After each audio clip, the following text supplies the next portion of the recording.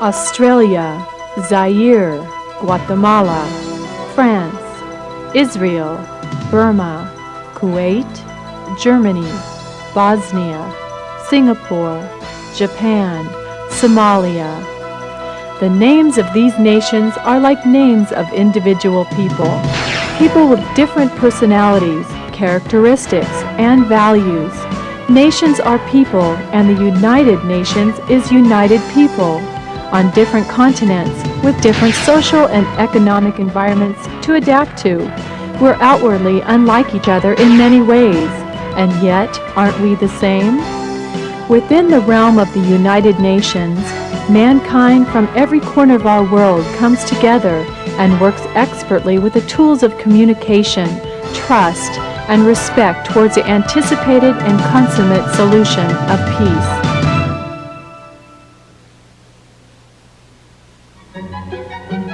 Lord Robert Cecil had lived through it all. He had worked with Smuts and Woodrow Wilson on the writing of the Covenant of the League of Nations, and through all those years between the wars, struggled to keep it strong and effective. It was, they said, the war for democracy, the war to end all war. But soon they saw the glamour had gone forever from combat, to be replaced by a grotesque new technology of destruction, embracing aerial bombing and mustard gas. The casualty figures after a major battle would look like the population statistic for a large city. An entire generation of Europe's youth was wiped out. It was parade's end, wrote Ford Madox Ford. And there were to be no more parades.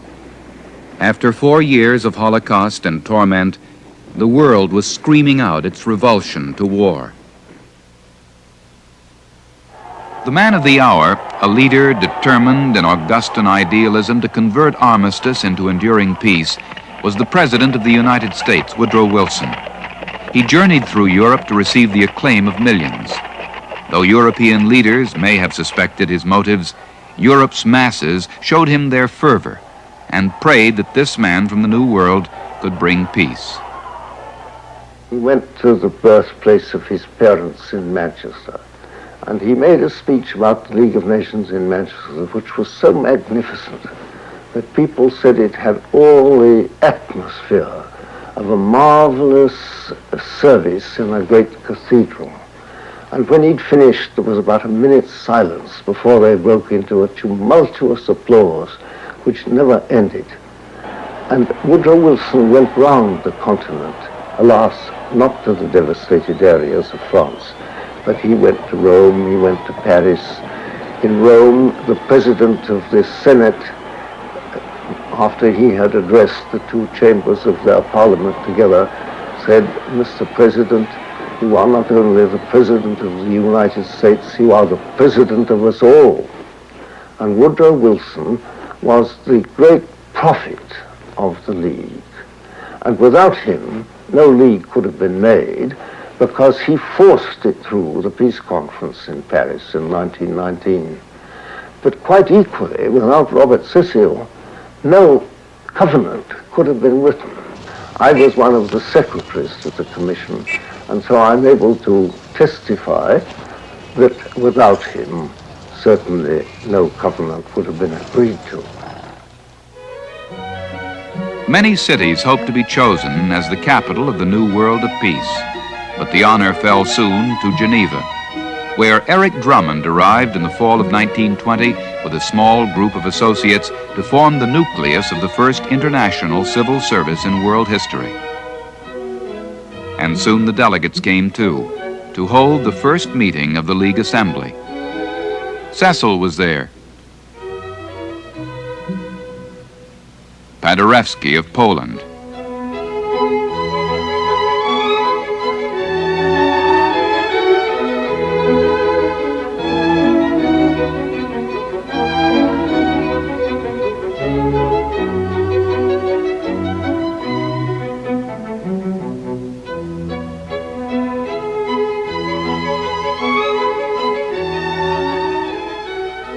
In the Assembly, each of the League members had a seat.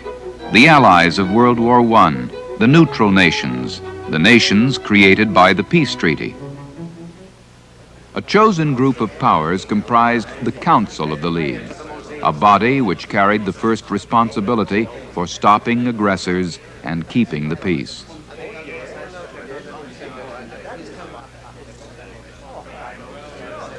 Here, too, unanimity was required. Even the small powers had the veto. But chances for decision-making were better because the group was more compact and the issues concerning it often perilous for all. The victors were permanent members of the Council: Britain, France, Italy, and Japan.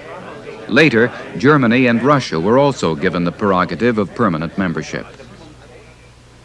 The tasks immediately ahead were awesome. The League was to administer the Saar Basin, run the Free City of Danzig, establish an international labor organization and a permanent court of international justice, deal with a vast agenda of economic and financial affairs. Even more urgent was the need to feed starving millions and to alleviate the condition of refugees in 3 continents. The war was done, but its debris and wretchedness still lay visible over half the world. The presence of the delegates was itself a grand show. Patriarchs of an age that was past, rubbing elbows with spokesmen of brand new nations, colorful figures from lands we once called far away and exotic, all joining together in at least a semblance of fraternity at the round table of the world. Such scenes gave promise that the powerful and sinister combinations of the past were gone, and that a new age of peace had arrived. Geneva's lake seemed no less cheerful to the delegates of 1930, nor were the breezes less bracing. But Wall Street had crashed, world trade was down, men were jobless and hungry in the midst of plenty. 50 nations joining together to keep the peace and advance the good. Yet the clouds of war were plain to far-seeing men, and among these, a passionate defender of peace was Aristide Briand of France. Il leur suffira de dire solennellement et fortement, plus de guerre. Nous n'acceptons pas que dans aucun cas, pour aucune cause, dans aucune circonstance, la guerre que nous avons clouée au pilori comme un crime puisse se réveiller contre les peuples. Briand knew that peace rested on agreement between France and Germany, and he campaigned vigorously for this cause. In the first decade of its existence, the Council of the League had acquired a bedrock authority. Its decisions might sometimes be criticized or condemned, but nobody ignored or flaunted the Council itself. It was the peacekeeping body of the League, that part of the machine which acted quickly when there was danger in the Baltic or the Mediterranean or the Yellow Sea. In 1925, it brought a full stop to what had appeared to be inevitable war between Greece and Bulgaria. Britain's Arthur Henderson, president of the Disarmament Conference, warned what might happen if it failed. The world would again be in danger of rapidly expanding armaments. Are we ready to face our task? I may venture to make concrete suggestions. The Japanese delegation are in favor of reduction in the size of battleships and in the caliber of their guns. Dans les domaines navals, 1. Abolition simultanée des bâtiments des lignes et des sous-marins. 2. Abolition des navires porte-avions. Mussolini's foreign minister, Grandi, had taken a very strong line in favor of proposals for drastic all-round disarmament which were put forward by President Hoover on behalf of the United States. The Disarmament Conference failed, synchronously with Hitler's rise to power. He denounced the Versailles Treaty, quit the League, and started massive rearmament.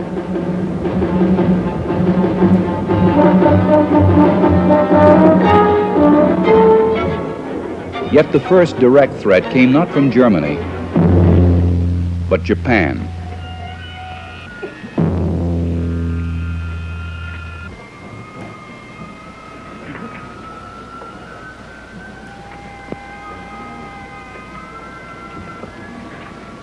The priests bless an army leaving to conquer Manchuria, China's northernmost province.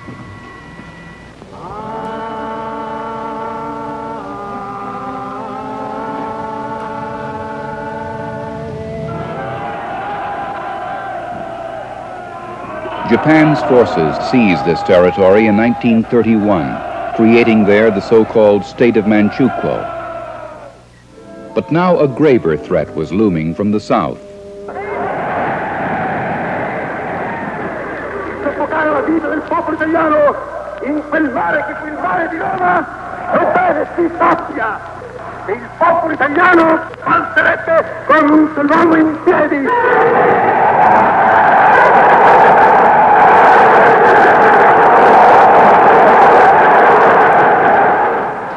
In Africa, Mussolini's armor was poised on the frontiers of Ethiopia.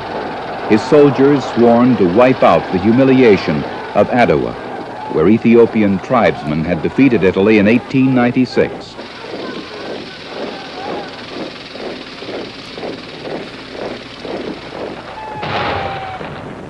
October 1935. Italy strikes at Ethiopia. The League brands Italy an aggressor, but can do little to help the retreating Ethiopians. The Council calls for economic sanctions, tries to twist Mussolini's arm with a trade embargo, but the Italian army rolls on. Le gouvernement éthiopien a le devoir de proclamer, en toute loyauté, que, subissant une guerre injuste, décidé à défendre jusqu'à la mort son indépendance et son intégrité, quelque longue que doit être cette guerre, il ne cédera pas la force. Messieurs les délégués, on ne supprime pas la guerre, on la remplace. Et on la remplace parce que l'histoire ne s'arrête pas. Si pour son compte, la Société des Nations s'arrête, l'histoire qu'on ne peut pas forcer par des sanctions poursuivra son chemin, car son chemin est la vie. The League has two main tasks. First, to avert war by the just and peaceful settlement of all disputes. Secondly, if we fail in our first objective, to stop war. And it is by the League's effectiveness in realizing this aim that the League will be judged. Sanctions did not keep the Italian bombers from taking off. Mussolini's son told reporters how agreeable it was to bomb the tribesmen. Collective security was dead. The teeth of aggression were bared, and the sword was out of the scabbard. Almost as though it were moved by a sense of guilt, the League turned its primal energies to the humanitarian field. The Third Reich, the Nazi empire that was to have lasted 1,000 years, was being demolished by vast bomber fleets from the West. By now, Germany had lost 50,000 airplanes, and the Allied armadas were virtually unopposed. On the Western Front, the German armies were pulling back from their last hopeless attempt at an offensive, and the Western Allies were almost at the Rhine, ready to greet the Russians on German soil. Britain, relieved at last from the perils of Nazi bombers, was the great staging area for this final phase of the European war. And nearly all the necessary boats and guns and tanks and planes were flowing in unhindered from the United States of America, the greatest arsenal in the history of war. At last, it was over.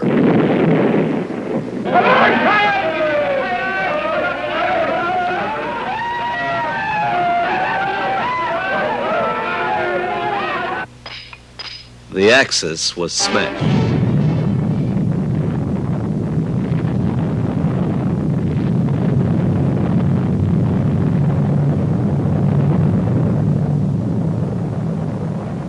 In August, Japan surrendered.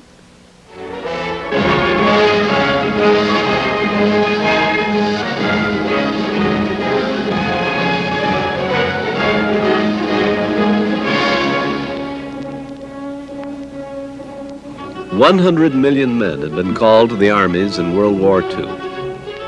But now, the boys were coming home.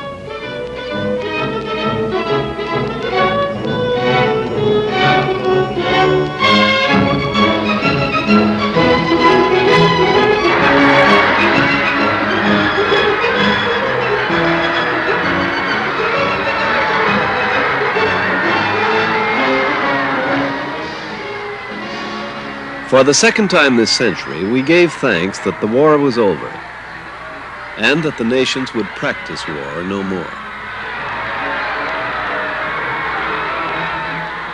The German and Italian leaders were already dead, violently and within 48 hours of each other. One day, Mussolini was shot and exhibited by his fellow countrymen.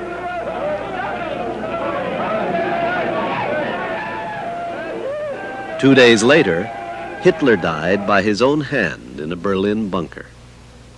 Exiles returned to take charge once again in the capitals from which they had escaped or been driven. Men who had fought a long and bitter war were finally back home. In the years of occupation, new leaders had emerged in countries formerly colonial. And now they were knocking at the door of independence. Nationalist parties were awake and active, from Indonesia to New Delhi, each of them asserting the principle that a country belongs to the people who live in it. Before the war, 1/3 of the world had been ruled from Western Europe. In the generation after 1945, over 1 billion people were to change their allegiance. More than 50 new countries were to assert their pride and independence as sovereign states. These were the events of 1945, and threaded through their story is, of course, the story of San Francisco. No diplomatic gathering in history has ever captured the hopes of all the world as did the organizing conference of the United Nations when it opened on April the 25th, 1945. The representatives of 50 countries assembled and the conference began. They agreed on a procedure, moved into committee, and started to write the charter. They made a general assembly in which all United Nations member countries would have an equal vote. They created a Security Council to keep the peace, with permanent seats for America, Russia, Britain, France, and China, and based its power on the rule of unanimity of the permanent members. They fashioned a trusteeship council to help certain colonies to independence, and an economic and social council. They created the office of Secretary General and set down the duties of the Secretariat. Then they signed the charter they had written and agreed on a way for governments to confirm the signature of their delegates. And they went home. On October the 24th, 1945, the United Nations, as we know it today, began its official existence. And the charter became a treaty, legally binding on the nations that signed it. It began with these words: "We, the peoples of the United Nations, determined to save succeeding generations from the scourge of war, which twice in our lifetime has brought untold sorrow to mankind, and to reaffirm faith in fundamental human rights, in the dignity and worth of the human person, in the equal rights of men and women and of nations large and small, and to establish conditions under which justice and respect for the obligations arising from treaties and other sources of international law can be maintained, and to promote social progress and better standards of life in larger freedom, and for these ends, to practice tolerance and live together in peace with one another as good neighbors, and to unite our strength to maintain international peace and security, to ensure by the acceptance of principles and the institution of methods that armed force shall not be used save in the common interest, and to employ international machinery for the promotion of the economic and social advancement of all peoples, have resolved to combine our efforts to accomplish these aims." And that day, it fell to Britain's Lord Robert Cecil to pronounce the Amen. The League is dead. Long live the United Nations. It was, they said, the war for democracy, the war to end all war. After 4 years of Holocaust and torment, the world was screaming out its revulsion to war. 50 nations joining together to keep the peace and advance the good. Yet the clouds of war were plain to far-seeing men. Il popolo italiano salterebbe con un solo uomo in piedi.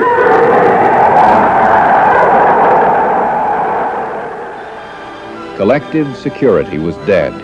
The teeth of aggression were bared, and the sword was out of the scabbard. The League is dead. Long live the United Nations. At last, it was over. Exiles returned to take charge once again in the capitals from which they had escaped or been driven. Men who had fought a long and bitter war were finally back home. No diplomatic gathering in history has ever captured the hopes of all the world as did the organizing conference of the United Nations when it opened on April the 25th, 1945. There were many who doubted that agreement could ever be reached by these 50 countries, differing so much. But these differences were all forgotten in one unshakable unity of determination to find a way to end wars. The meeting is called to order. Ladies and gentlemen, it is a generation later. In New York, the president of the General Assembly is now the son of Carl Hambro, the man whose gavel brought the League to an end. Today, Edvard Hambro is in the chair at a meeting of Nobel Prize winners, and one of them is a man whose eyes had seen it all, the entire life cycle of the League and the first quarter century of the United Nations, Philip Noel Baker. Those who said more armaments would make their nations safe only led their nations to disasters never dreamed of in human history before. Aggressive wars in Manchuria, in the Chaco, in Abyssinia, in Spain, the League's collapse, Munich, the Second War,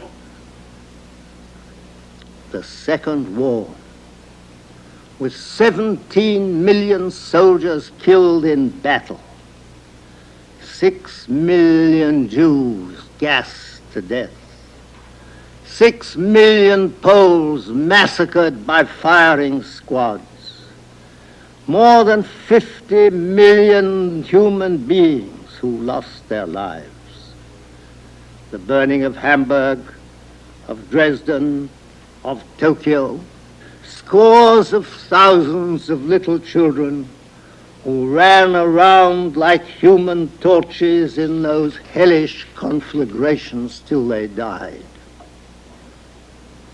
The oldest fallacy in any language: if you want peace, prepare for war. How much more so those who today put their faith in nuclear bombs. The truth is that the armaments themselves now create the danger against which they are supposed to guard. The search for a way to control those arms and those emotions still goes on. The nations still send their delegates to New York and also to Geneva to work for peace. Some say there are better ways to tame the beast within us. Some have visions and dreams of a peaceful planet in a golden age. But those who must work for peace with their eyes open know that this is as close as we have come. A family in Cyprus. A worker in Texas. Children in Asia. Many places, many people, many lives. I greet you in the name of the heroic struggle of our people. They don't know each other. They will probably never meet, but they share so much in common with all of us. At work, at play, we cherish a hope for prosperity and happiness, and above all, for peace.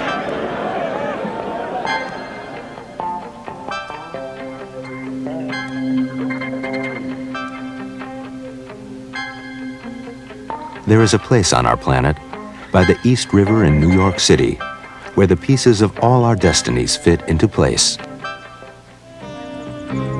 Take a simple thing like sending a letter to a foreign country. It's only possible because people sat down and agreed to rules.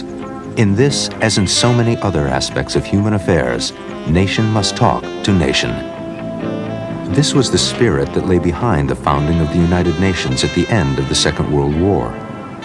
The founding nations sought to build a new and better world, where disputes could be settled by peaceful means, a place where nations could agree on how to share the bounty of our earth more fairly.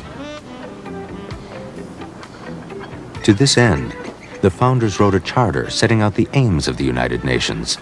They gave it a structure made up of 6 principal organs: the General Assembly, the Security Council, the Secretariat, the Trusteeship Council, the International Court of Justice, and the Economic and Social Council, which coordinates the activities of a whole family of independent UN agencies.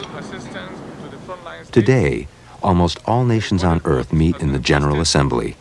They do so on the basis of sovereign equality, with each country, large or small, rich or poor, having one vote. The Assembly is not a world parliament. It does not have the power to make countries abide by its decisions, but, backed by the weight of world opinion, it's a place where countries with similar interests on a wide range of issues can group together to make their views heard.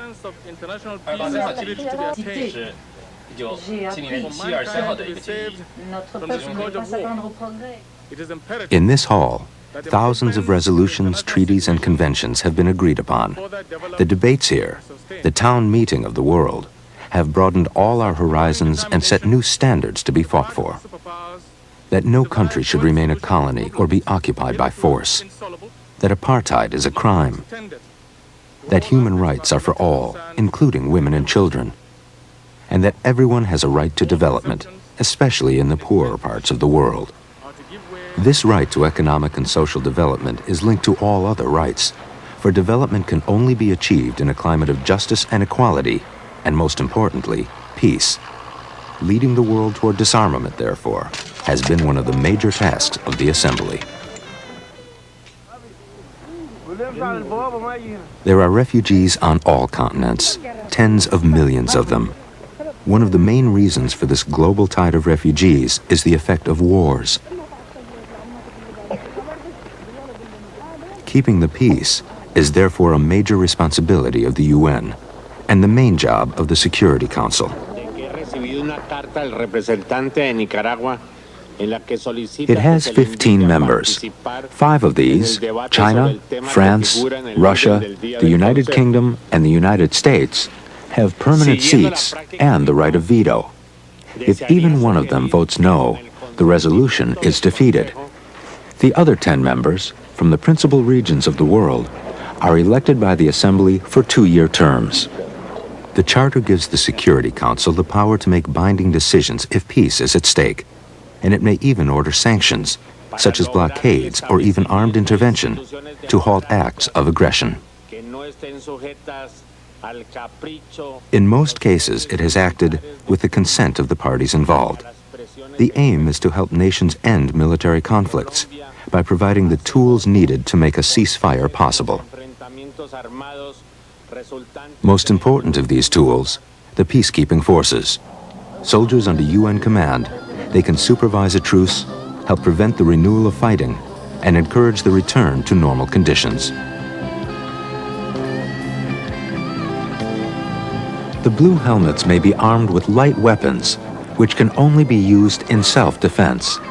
They have served in Africa, the Middle East, Europe, Central America, and Asia. Peacekeeping is a highly visible job.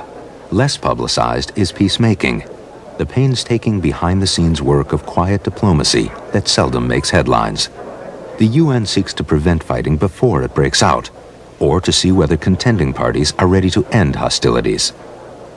The Security Council may call for negotiations to resolve differences, or the Secretary General may use his good offices to settle disputes.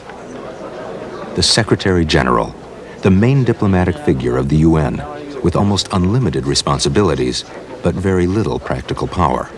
It has been called the most impossible job in the world. Even the place names on the world's maps are standardized by a United Nations body. There are many responsibilities of the UN system that never get the limelight. The Secretariat of the United Nations carries out much of this anonymous work. Another major responsibility of the Secretary General, it's an army of international civil servants, men and women, drawn from all countries who keep the wheels of international cooperation turning.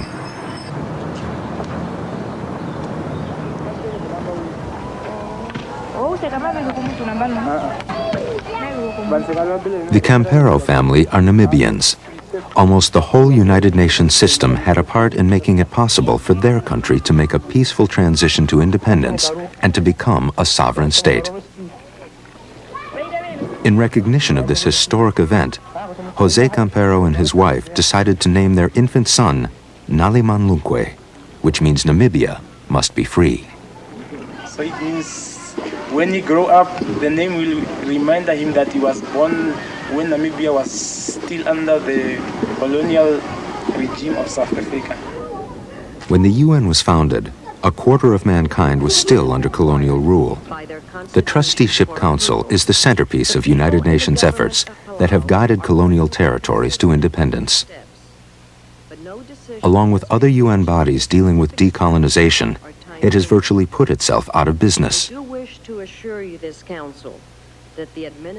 The fact that more than 100 new nations have joined the UN since its founding is testimony to a remarkable page in recent history. Another major UN body involved in Namibia's independence was the International Court of Justice, which had ruled that South Africa's presence in Namibia was illegal. The court, of 15 judges from different countries, sits in The Hague in the Netherlands. The judges are elected by the General Assembly and the Security Council for 9-year terms.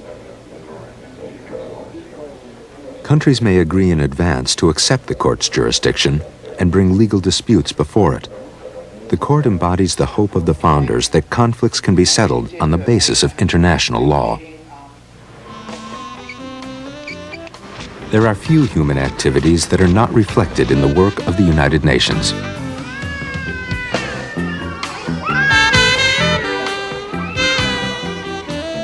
The task of dealing with pressing economic and social problems, particularly in the Third World, accounts for 80% of UN resources. This work is coordinated by the Economic and Social Council.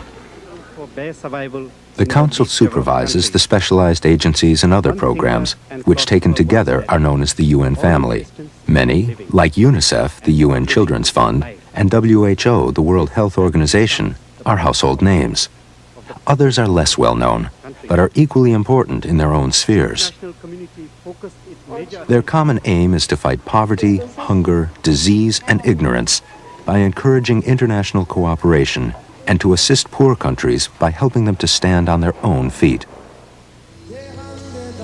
The United Nations, the Economic and Social Council, the International Court of Justice, the Trusteeship Council, the Secretariat, the Security Council, and the General Assembly. 6 pieces in the work of solving the puzzle of our shared future. But it's a puzzle that will never be solved unless we all, young and old, play our part. Through the years, the United Nations has developed many techniques to resolve international crises. One of the most innovative has been peacekeeping, uniting soldiers from a variety of nations under the command of the Secretary General. Peacekeeping has evolved through our experiences in over a dozen missions. Currently, 14,000 soldiers from 47 nations participate in 9 United Nations peacekeeping operations, each in a location that could be a tinderbox for wider conflict. Among the sites, Angola, Afghanistan, Cyprus, Lebanon, Israel, Namibia, and the border separating India from Pakistan and Iran from Iraq.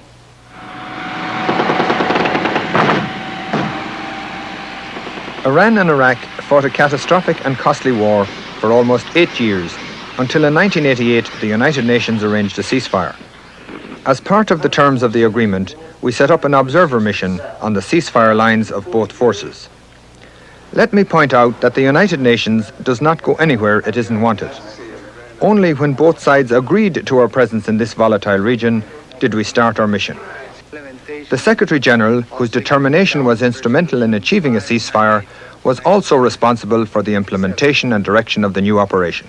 I now call upon the Islamic Republic of Iran and the Republic of Iraq to observe a ceasefire and to discontinue all military action on land, at sea, and in the air. At the outset, high visibility is critical to establish our presence in an area. Although we wear the uniforms of our home nations and serve in the units from our own countries, you can recognize United Nations soldiers by our distinctive blue berets and helmets.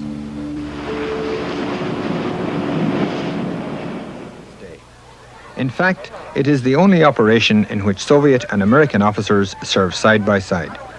Well, it's a rare opportunity for Soviet and American officers to serve together with one mission.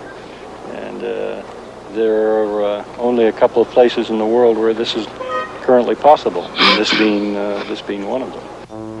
Peacekeeping forces were a natural progression from observer missions. Their deployment began in 1956, when a United Nations force was first sent to the Middle East. In these missions, armed military units from different countries are brought together as a unified force. The intention is to position ourselves between warring factions, enhance security in the area, and if possible, supply humanitarian aid. You see, we are here mainly for our own soldiers, but in the afternoons we have 3-hour reception for the local people. We treat about 200 local patients per month. And here, this is a typical patient. We have many children who have respiratory infections in this winter time. You would think that the introduction of another army would aggravate a conflict.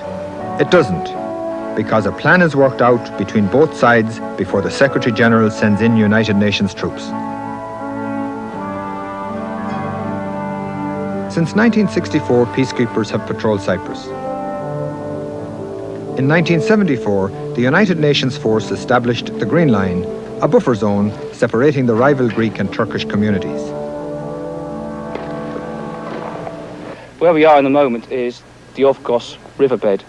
A kilometre in front of me, we have the Greek ceasefire line. Behind me, you can see the Turkish ceasefire line with their defensive positions running in the Whaleback Ridge behind me. Despite this strange situation with the buffer zone existing in Cyprus, my job as the humanitarian officer in Sector 2 is to ensure that the locals have as normal a life as possible. At the moment, our goodwill with the locals is very high. They're very happy with the work we're doing. We work very closely with them. Just the presence of a United Nations soldier makes them feel that much happier. The goal of peacekeepers in Cyprus, giving the parties time to settle their disagreements. Although this has taken a long time, the United Nations has brought a sense of normalcy to the island. Rarely, if ever, is our task easy. Dismantling a conflict, where opposing sides have been suspicious of one another for years, is complicated work. I can remember a number of times in Lebanon when we had to fire flares into the air as a warning, because we were being attacked. It was frightening, since there is actually very little we can do to prevent a force from invading. Under these circumstances, it is essential that the United Nations control its use of force. If we become involved in the conflict, we become part of the problem. More troops and units and military equipment. Each soldier is taught that he or she serves as the eyes and ears of the Secretary-General. The lesson, accurate observation and reporting, are key elements of a successful operation. One of the stolen UN cars was seen last night in the vicinity of Checkpoint 4. If you see it, report it immediately.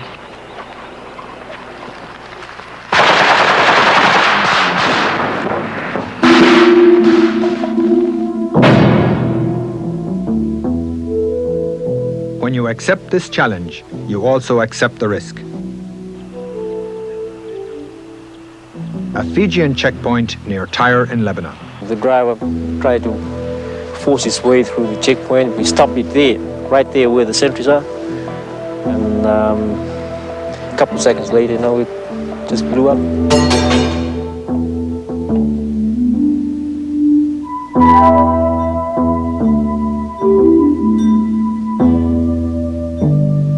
Since peacekeeping activities began, over 750 United Nations soldiers have lost their lives.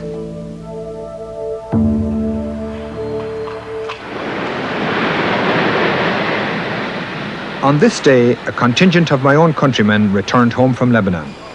4 members of this unit were killed while serving as peacekeepers. Commandant Martin Coughlin of the Defence Forces of Ireland. It's a very dangerous job. We realise this when we go there. When you arrive in Lebanon, you get into uniform, and you get out of uniform when you leave. We stay in uniform 24 hours a day, every day. Well, we sleep, naturally enough, out of uniform, but other than that, we're in uniform all the time. So it is a dangerous job. You're in flak jacket helmet, and we realise that. And if you're unfortunate enough to take casualties, well, we don't like it, but we realise that it's a possibility at any time. Despite the hardships, most peacekeepers derive a sense of personal satisfaction from their work. You're totally involved with the local people. A very rewarding job. And it's one that soldiers come back and they feel justified to be proud after a 6-month period there. General Prem Chand of India is the force commander of the Namibian operation. As I always tell my officers and men, the first thing they have to do is to understand the conditions in the country and why is there a problem. And there are always 2 sides to it, or even more sides to it, to understand why people are not getting together for a settlement. And only then can they be really in a position to do their bit to sort out the problems that come. One of the proudest moments of my life came in 1988, when all United Nations peacekeepers since 1948 were awarded the Nobel Peace Prize. I can remember the sense of satisfaction I felt standing in this room, the General Assembly, when Secretary General Javier Perez de Cuellar announced the news. We were finally being recognized after 40 years of peacekeeping. The depth of my satisfaction that day and the memories of all those who gave their lives in the cause of world peace will never leave me.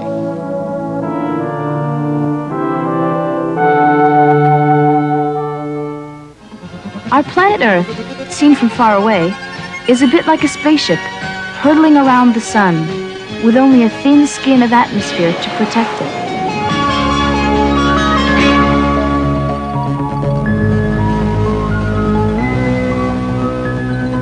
On this spaceship are some 160 countries or nations, each with its own government. If you think of a country as a bit like a person, then you could say that each one thinks of itself as the boss of everything that goes on in its own part of the spaceship. And sometimes particularly bossy or greedy ones think they're in charge of other people's areas as well. But in an enclosed space, almost everything that happens in one place affects what's going on next door.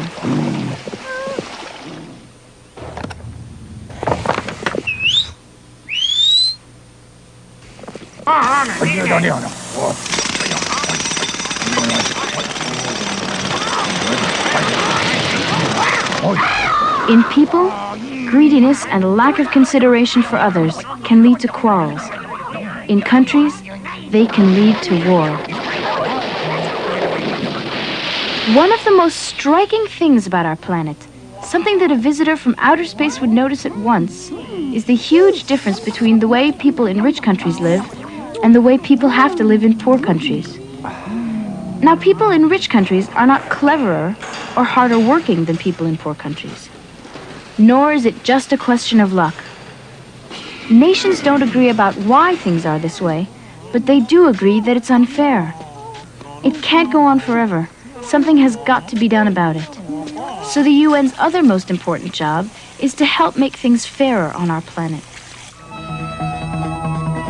Another thing about living on a spaceship is that almost everything is finite. That means there's only so much of it and no more.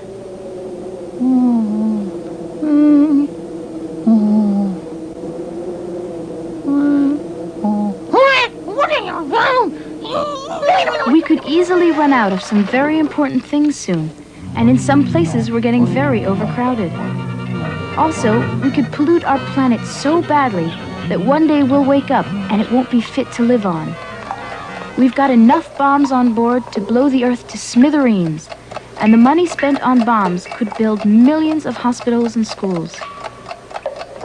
But what are fair shares of all the good things? Who owns the sea? Who owns the moon? Who stops the polluters? Who bans the bombs?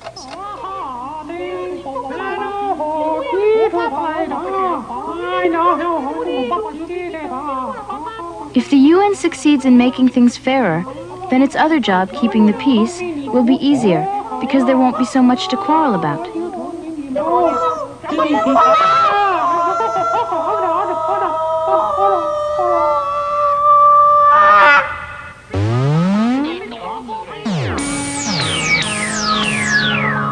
And because for the moment there's no getting off our spaceship, at least not in large numbers, the countries really have no choice but to get along with each other, and the United Nations is helping them do it.